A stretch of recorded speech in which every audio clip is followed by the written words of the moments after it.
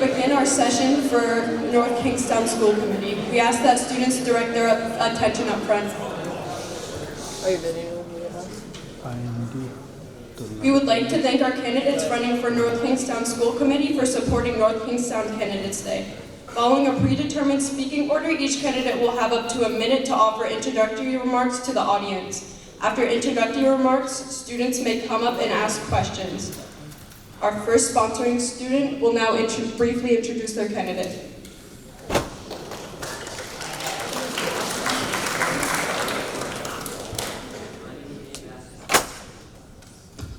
My name is Nate Massey, and it is my honor to introduce Thomas Bridey, who is running for school committee. Mr. Bridey's top priority as a school committee member is to find a good superintendent for our school district. He also wants to protect our schools from reckless accusations and wants to improve the mental health of both our teachers and students. It's my pleasure to introduce our next school committee member, Mr. Tom Bridey.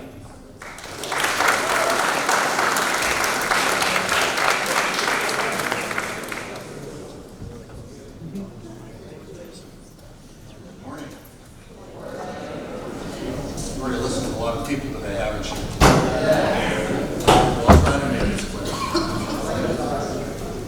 Well, thanks. My name is Tom Bridey. I've lived in North Kingstown for 25 years. I've lived in Rhode Island for about 30 years. It's the longest I've ever been in any place in the country. My children were raised in North Kingstown. They're all grown. I don't have any kids in school anymore. I make my living as an attorney. A lot of what I do is as a criminal defense attorney. I'm very proud of that. It's one of the few jobs that's actually enshrined in the Sixth Amendment of the United States Constitution, or anywhere in the Constitution. But you might be wondering, why? Why does this guy, with his kids grown, criminal defense attorney, why would he want to serve on a school committee? The answer really boils down to this. We're living in a fractured country right now. People are divided. They've been subjected to misinformation and disinformation every single day. We almost lost this country nearly 2 years ago on January the 6th, 2021. How could this happen? I believe it is because many of the citizens of this country are struggling to think critically, to be able to evaluate what is true and what is not true. Excuse me, I'm sorry to inform you your allotted time has expired. It's places like this, strong public schools.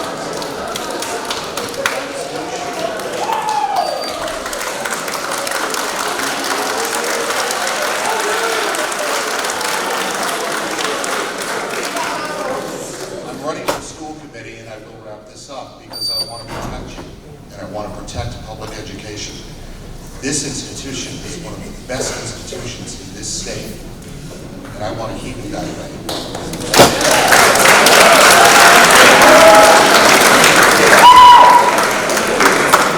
Your time has expired. Thank you. That's why I want this job.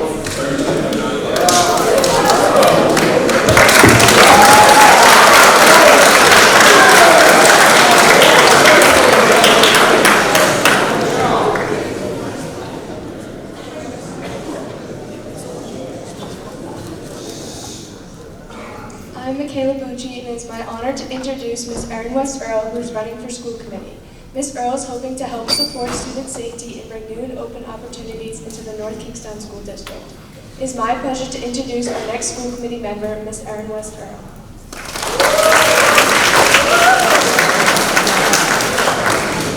Hi everyone, my name is Erin, and I'm really excited to see you all today. Hey Grace, what's up? And so, as you heard, my name is Erin West Earl, and the West is really important because that's the name that I went to the school with. I grew up in North Kingstown and went to Conesset, Davisville, and then the high school, and I was actually having flashbacks driving here this morning because I went to the old high school, and on a rainy day like this, the big flary jeans that we used to wear that are back in fashion used to get really, really wet, and I was thinking about that as I was coming to school today.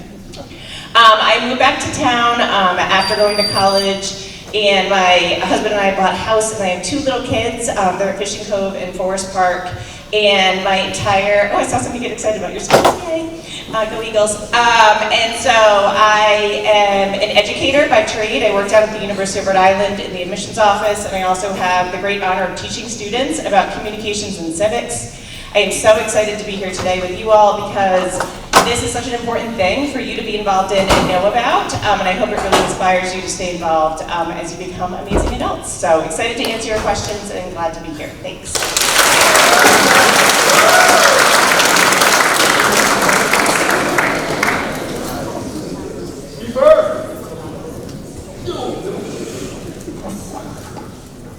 My name is Caitlin Lamastro, and it is my honor to introduce Mr. Jones, who is running for school committee.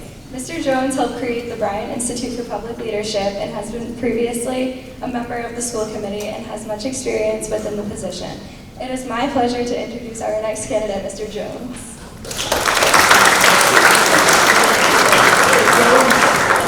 Thank you, Caitlin. 32%, it's a number, it's a recent Gallup poll, and it said how much faith, trust, and confidence that the public has in public schools. That's the lowest it's ever been, I think, since they've been doing this.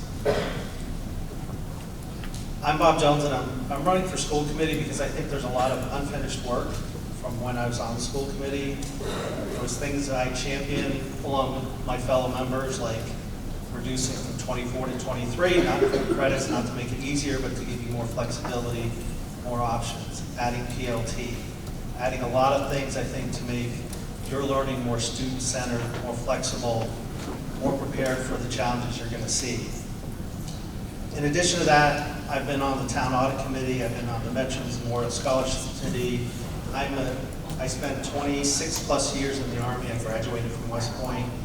I did a lot of fun and not so fun things in great and not so great places. I see the value of our youth in terms of where our country needs to be and where it's going. I teach at Bryant, so I have a pretty good understanding of a few North Kingstown High School students in my classes now and then, of the skills and competencies that students need. Both my kids graduated from here. I've lived in town almost 20 years, the class of 20. Mr. Jones, your allotted time has expired. Please bring your comments to a close. Thank you. Class of 2016 and class of 20. I know the vibrancy and the importance of our public education to the town and the schools specifically. And I think we need folks who are going to restore trust and confidence in that institution. Thank you.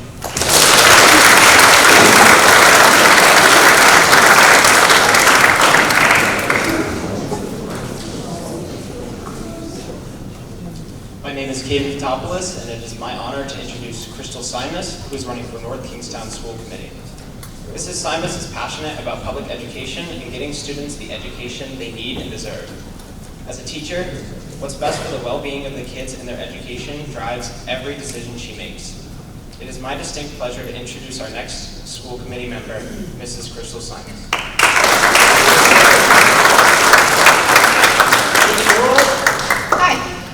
I kind of know some of you guys. As you know, my kids actually go to this high school. So I have a freshman and I have a junior. So I'm hoping I don't embarrass them. But as Caden said, I am a teacher. I have been a teacher for 20 years. So at the high school, at Coventry High School. And one of the reasons why I decided to run for school committee is because I think this town has been under a black cloud for too long. I want to restore the positive name that North Kingstown High School has. I know when I would tell my own students, yeah, my kids go to NK, and they're like, oh, it's a great school. And I tell them all the amazing things that you have here, like that my child is on the sailing team. And they're like, whoa, you have a sailing team in North Kingstown? That's amazing. Like these awesome things that you have, and those are the things that need to be highlighted. I have worked with many different students from low level to, I teach a course that's a college level course. And so I know exactly what it is that you all need to be successful in the workforce, or if you decide to go to college. And I think that's important to have somebody on school committee that has kids that have gone through the entire system and are very well versed in the nuances of what is, North Kingstown High School. I believe in public education. Thank you.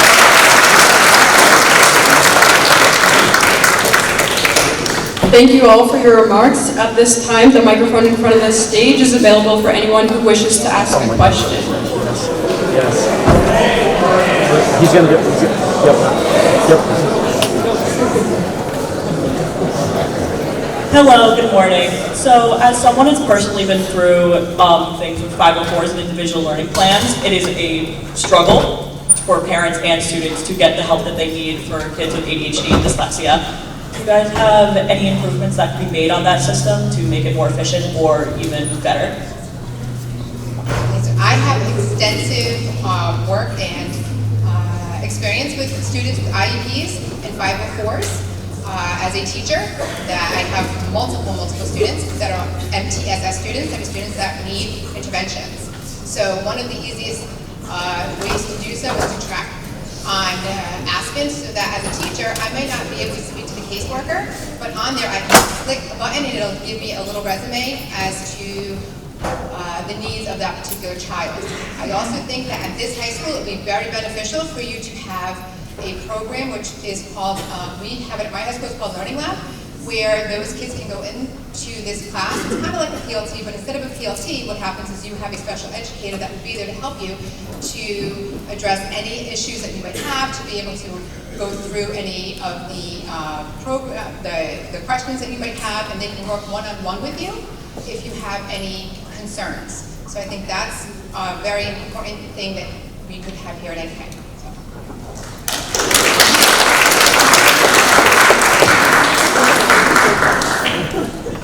Thanks, good question, because if you look at RICAS scores and other scores, that's one group that is scoring the lowest. And so I think we have to have a whole focus on student achievement and learning outcomes.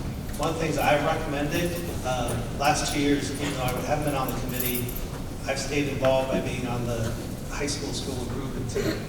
And I think that's one area that I think the improvement team needs to add to focus on that. One of the initiatives I proposed is a 24/7 tutoring capability. It's been piloted in 30 other states. One state has adopted it almost universally for high schools with certain demographics. In a community in California that has demographics similar to Providence, they have graduation rates that are equal to or higher than schools like North Kingstown here. I think we need to develop capabilities that meet you where you are when you need it at your schedule, and not based on whether a bus is available or something like that. Let's find capabilities that cater to the needs of students and not the needs of whatever logistics or things in the school are available. I think there's a lot of initiatives like that. There's also a committee, a mandatory state committee called CLAG. I think that needs to get more visibility, and their presence needs to be brought more to the public, so their issues, which are your issues, can be brought more and resourced appropriately.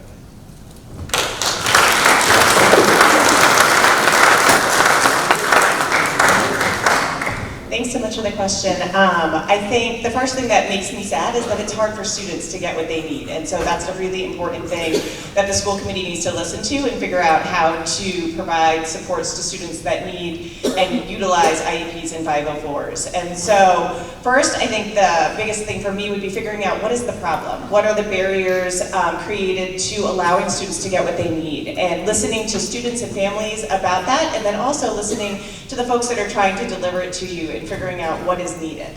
Once that is established, then figuring out what can we do right now, and then also what can we do long term to fix that problem. Implementing different programs, finding different resources, trying new things, looking at what people are doing around the country and bringing it to North Kingstown to help serve students. And so I think it is so important that students get the supports they need. My child benefits a ton from having an IEP in his schooling. I benefited from it when I was here and went on to get my doctorate, and so I know with the right support, students can do amazing things, and it's figuring out what those barriers are and how to fix them. So thanks for the question.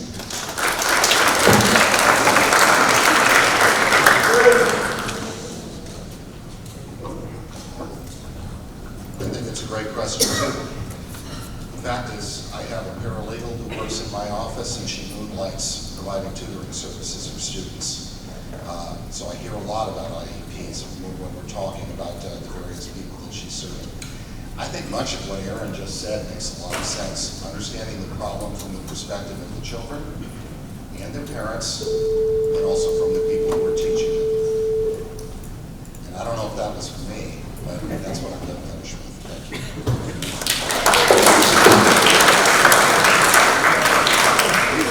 Mr. Biodi. Thank you. Okay, so as you guys probably know, there's a list of books going around that people are trying to ban for being quote-unquote inappropriate, even though for the most part they're just trying to promote representation. How do you guys feel about that? I was really hoping somebody was going to ask that question. I started watching school committee meetings earlier this year, and I even went back across YouTube and took a look at a particularly contentious meeting in this auditorium where people were protesting about a certain book. I'm betting everybody here knows the title of it, but it's called Gender Queer. I downloaded the book. Now, I'm a 62-year-old white man, heterosexual. This book was not designed for me. But it's a real book, and it's about real human beings. And yes, there are some sexual depictions in it, but contrary to what I've heard people say in this auditorium, it is not pornography. I will defend any effort to try and knock books out of this school or keep them out of our libraries. That book in particular is going to reach somebody in this community, maybe a lot more than one person in this community. And it's going to tell them that you're okay, you're normal, you're not a bad human being. So I do not favor anybody who's trying to limit students' access to various forms of expression. That's my opinion.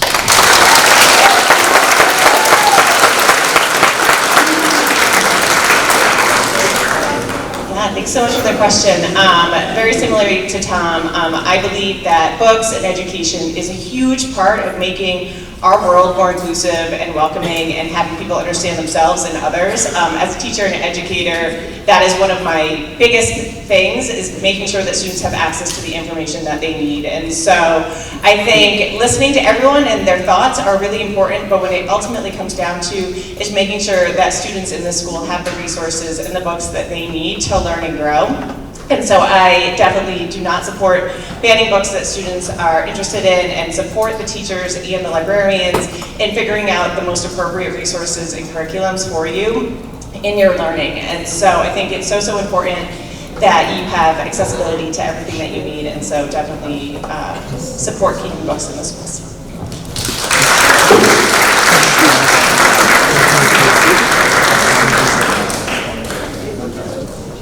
Do you know we have actually 5 policies that covers this stuff? None of you probably read it. In fact, I bet you a lot of people haven't read it, because if we just followed the policy, we wouldn't have had to spend hours talking about something that's already appropriately handled through the curriculum, and content, and other policies. And what's sad about it is that the hours spent on this, what haven't we spent time on? Less than the length of commercials in a 1-hour show on broadcast schools, graduation rates, survey works, your voice to tell us how things are going, the youth and behavior survey, your chance to tell us how social, emotional, and other things are going. So I think one of the things that the next committee needs to do is prioritize what's important. We know content curriculum needs to balance the learning objectives you have to have. That's a decision for educators, and there's an appropriate role for the public in that. It's all in the policy. What I think we need to spend more time on is your educational welfare. I wish we had spent just as much time we had talking about a book, which again sort of became a non-issue because we just followed policies. The book's there, those students who want it. Let's spend more time on the things that matters to you. What's going to make you thrive? What's going to make you successful in whatever passion you want to pursue, either through the career or college or whatever pathways you want to choose. Let's spend more time there right? And let the other things take care of themselves.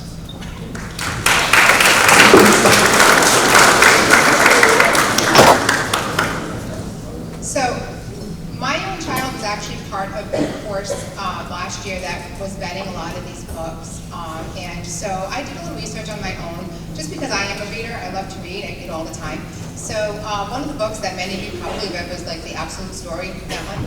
So when I read the book, I asked our curriculum coordinator at my high school, and I was told that there was a scholastic version of that textbook.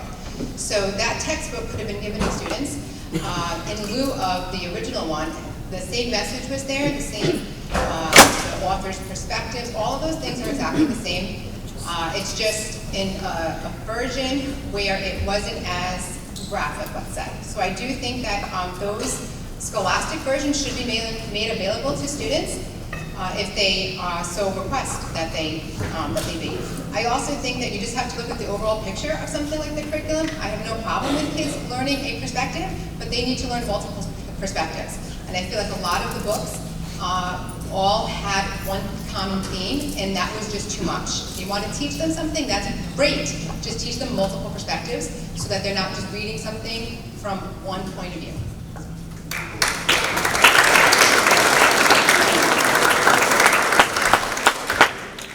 I think lots of the students here can attest to the fact of coming to school pretty tired. Some are probably sleepy as I talk. Would changing cars have to be something to look into?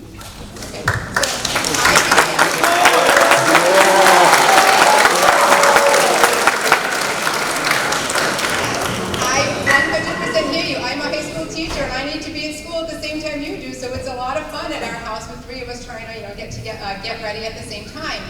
Yeah, not fun. So, do I think that high school should start a little bit later? Absolutely. I know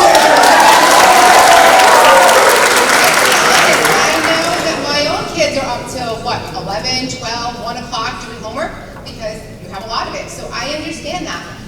Would I be an advocate for a late start? Sure, if they can figure out how to make busing and all that stuff work, and with Rhode Island Interscholastic with sports, that's the only thing. I know East Greenwich has a later start. They start, I think, 8:30, something like that. So that would be awesome for you if they could do that, and I 100% support that.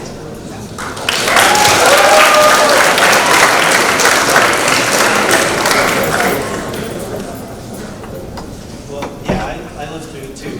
With two students before, it's one of the selling points they did why they needed a car, right? So they could drive on their own.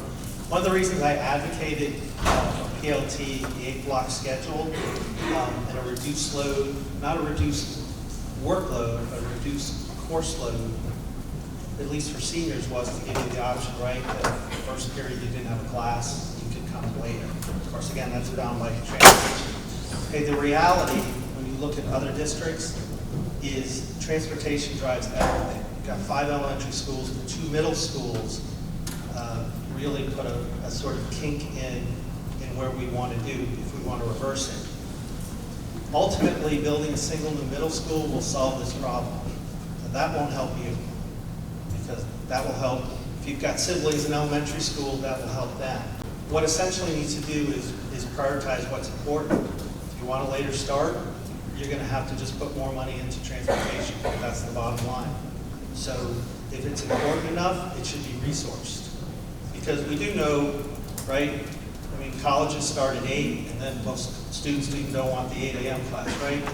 But we do know that starting when you start probably is not educationally the most beneficial for you based on your biorhythm. So again, it's really a matter of what's important. If you think that's important, that's your voice to the next school committee to say, resources is important to us.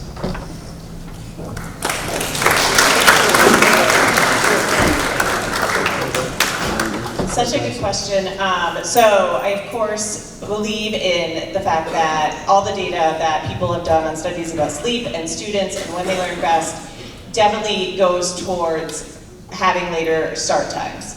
With that said, we have been talking about this literally since I was in high school. There are people sleeping in the audience, I love it, the irony. And so what is super duper important is figuring out the how. You know, people have understood the fact that this needs to be changed, but there are some barriers that are created that are not making it possible. And so, like other folks have said, figuring out what the priority is and then figuring out what has to give to make that happen. And so something that I'm really good at, and we do a lot at URI, is figuring out problems and then making solutions for those. And like I said, both short-term and long-term. The middle school might be a great long-term solution in trying to help, but that is not going to help you all. And so something that I think is super important is involving the community and the students in the solution generation. And so you all are really smart, amazing young adults, and probably have ideas of ways to solve it. And so something that if I was elected for the school committee, I would want to do is listen to those ideas, as well as other community members, teachers, and administrators to try to help figure out a solution that will affect students today.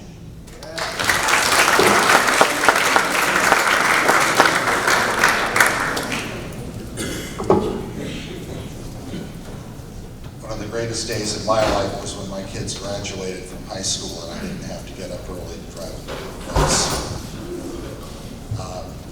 I am in favor of amending the times at which students start.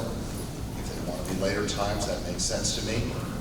I tend to agree with Aaron, and I meet with Mr. Johnson to figure out a way to make it work. I think it can be done.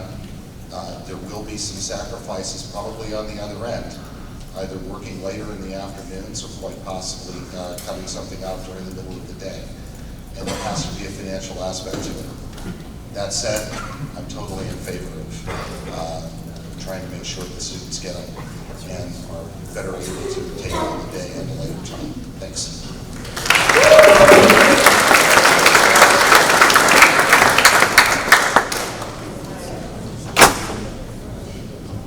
As a student whose English is a second language, that's not the right word, I'm sorry.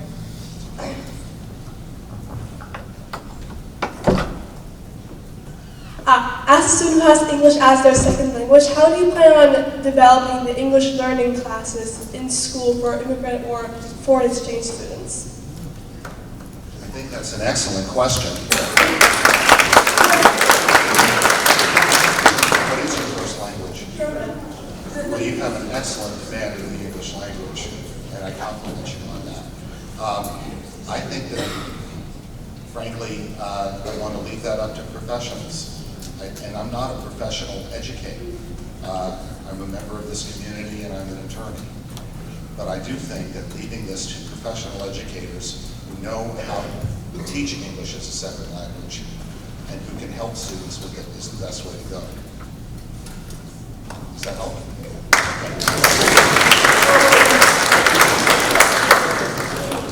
Okay, great question. So something that's really important to me as an educator and as a teacher is that all students have what they need to be successful. And for everybody, that's going to look a little bit different. And the group that you're talking about is such an important group because you want to make sure that they're able to get the support in their English learning, but also get to participate in everything else and enjoy high school while they're here. And so I definitely agree with Tom that working with the wonderful folks that work here in those programs to figure out what they need to help support their students is essential.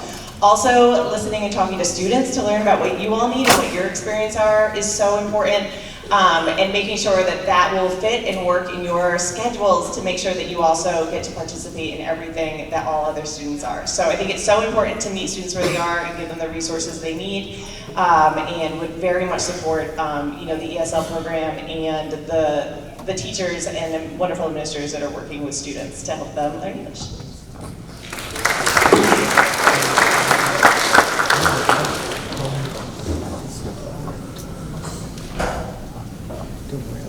I think one of the advantages you have at age from, say, when we all went to school is the advent of educational technology.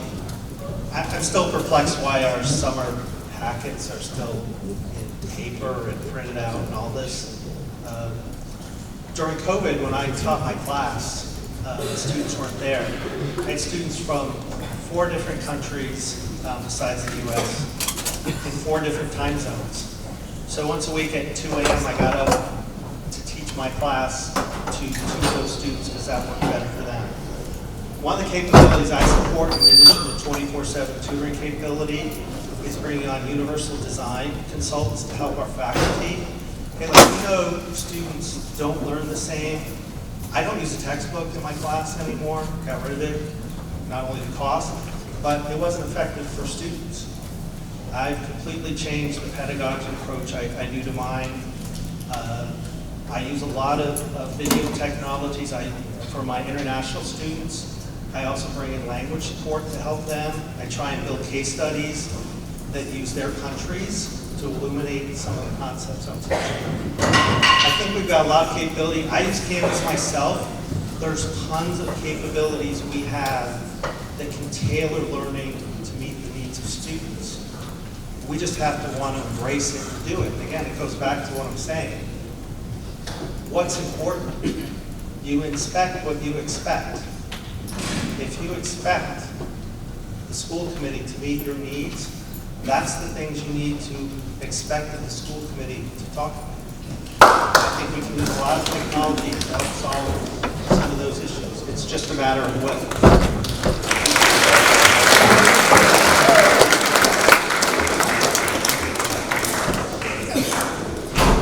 Bueno, imagínense yo estuviera aquí hablando solamente en español. That is the experience that ELL students have. Okay, I'm a Spanish teacher. I have a lot of students, actually, that are ELL students that come into my class where English is not their first language. So again, as I said to you in Spanish, which hopefully you understood, imagine if I were up here speaking completely in Spanish. You would be very lost. And so that's what happens with these kids. And there are so many creative solutions to help your ELL students. I know that I will take them into my classroom, and even though Spanish might be their first language, they'll come in and they will help me with the other kids. And then they get better, their English becomes more proficient.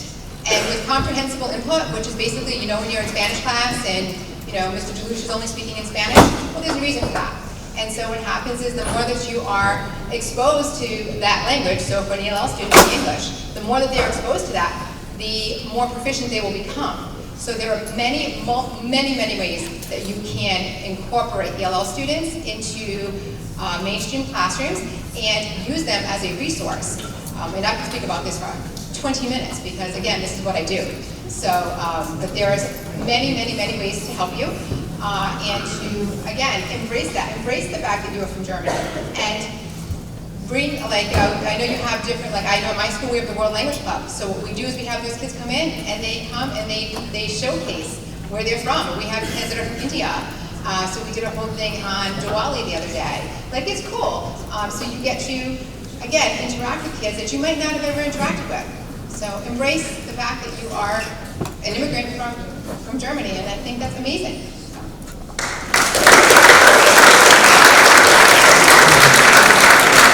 We currently have time for one more question. Please keep your comments to a minute since it is approaching the end of the period. Thank you. What is the plan to make mental health resources more available to students and teachers that kids want to reach out for help instead of going at the last possible minute? Okay, so we, as we know, it's called social emotional learning, the SEL. So as a teacher, I have seen the SEL of not only my students, but of my fellow faculty members. We've gone through a lot in the last couple of years. And North Kingstown High School has, you know, definitely had its challenges in addition to COVID. So I have seen the shift in my own students.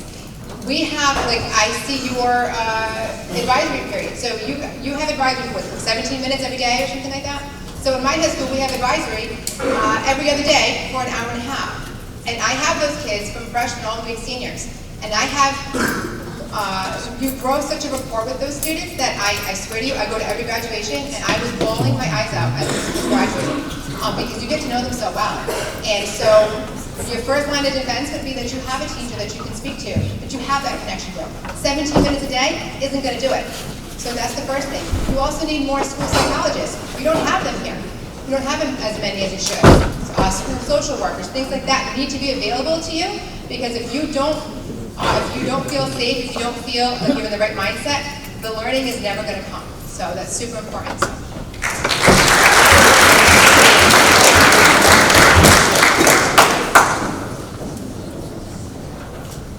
can talk a lot about, I think some of the things Ms. mentioned are appropriate, but, you know, first of all, in some of those budget lines we talk about, we didn't fully expend all the money on school psychologists, for example. We didn't fully expend all the money on school supplies, yet we hear that teachers are buying supplies. Why is that if we're not expending all the money? One of the things I think, you know, I think this is a great exercise. It's been kind of a hallmark of North Kingstown High School. This is put on. I'll jump ahead to the mayor for all the work he's done to elevate this kind of program. But imagine if you spent a day, you know, instead of listening to us, right? These are 1 minute, because that's about your attention span. I teach at night on Thursdays, 2.5 hours. If I talk more than 2 minutes, and I know the students, some students are looking at 8:30, right, when the football game starts. So, but imagine if you spent a day collectively thinking about what are your pain points here, what are your workarounds. At Bryant, we do a day-long design thinking exercise where students wrestle with the problems that affect them, and they come up with solutions, and they prototype, and they design, and they ideate, and they rethink about that. Because some of the things you're talking about, you're the best source of telling the school committee what you need. So let's give you more opportunities outside of your normal routine to come up with those ideas and suggestions, and think about that, and you know, come up with all different kinds of ideas and prototype and design and work through and get feedback and give some of that back to us. I think we need to really rethink the high school experience. Here's one thing for me. I don't know why for CCAs, the greatest number is in your first year, 9th grade. You should be ramping up to that. I think there's a lot of things in reimagining the high school experience that can be done, and some of the things you talk about that. But you're also Mr. Jones, your allotted time has expired. Please bring your comments to a close. Thank you. Such a good question. And I think the first thing that I want to say to all of you is it's okay not to be okay. What you experience in the beginning of your high school years is not normal. It's not normal for your teachers, it's not normal for your administrators, and it's not normal for you all. And so for all students, you said that part about like before it gets really, really bad, I think it's okay to know that it's okay to go to the people that work here and support you and say, hey, like it's not a crisis yet, but I need some help in this area. I definitely think that having resources for students that they're going to utilize is hugely important, and so working with students to figure out what that looks like from the high school area. And then also making sure that those things are addressed to allow you to learn. One of the things that I teach at URI in my communication class is that Maslow's hierarchy of need, and you've got to have those basic needs met before you can get to the really exciting stuff of learning and whatnot. And so I think it's definitely having more folks in here to help you. I think it's having things that you all want and will use, and also creating a culture with you all and your peers and your teachers and administrators to say it's okay not to be okay and to get help. So thanks for the question, and hang in there, y'all, you're going to be okay.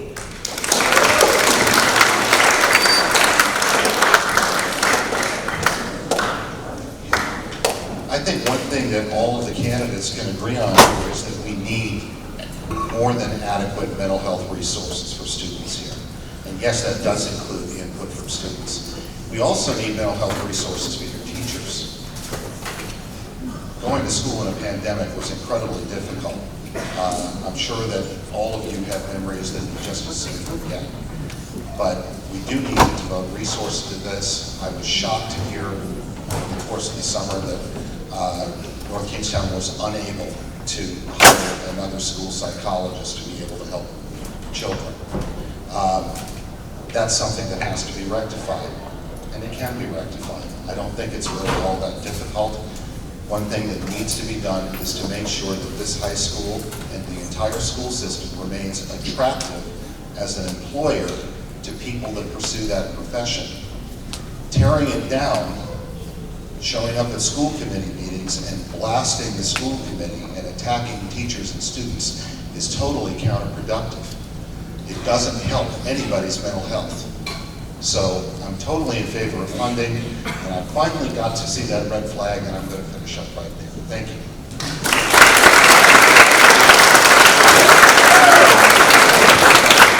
Unfortunately, our scheduled time will elapse shortly. Starting with Ms. Simas, candidates will be allowed up to 30 seconds for closing remarks.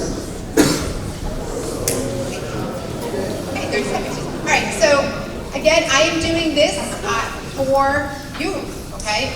The students are my inspiration. You are the reason why I do what I do. I love my job, and it's all about the kids. And I want to make sure that North Kingstown High School is just that. It is all about the kids. So I thank you very much. This was a great experience. So have a good day.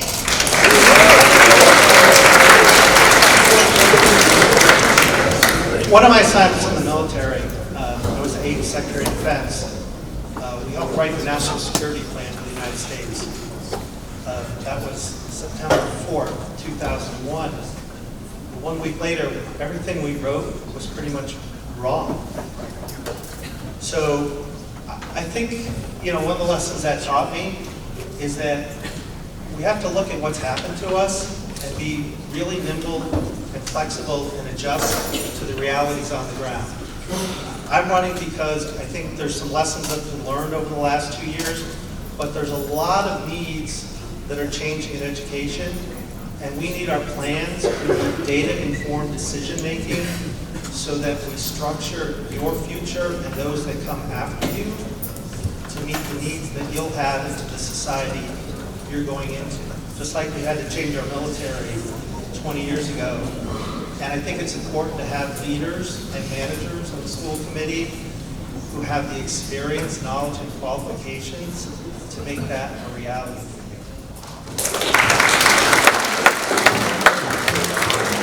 I know we're standing between you and lunch, but you have like 5 minutes to eat. So here's 2 quick things. Students have a voice, and you all have great opportunity to impact the school. I loved seeing the line here for all the questions that we didn't get to. Speak up and come to school committee meetings. They're every other Tuesdays. The school committees want to hear from you. You are literally why we are here and the work that we're doing and why I want to be on the school committee. Another great way is to fill out surveys and things that are going to make huge impact. Don't leave yet, let Tom say bye.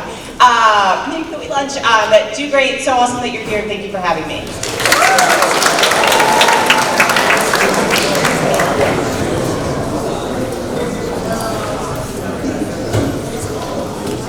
It's a great honor to have an opportunity to appear in front of you.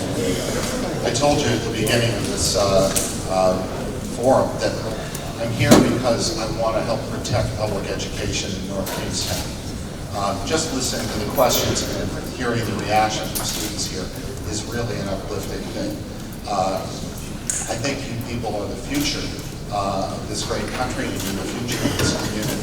I want to do everything I can to protect you and to protect your rights and to make sure that you have a quality education, not just for you, but for the children who come after you, because you do represent the future of this country.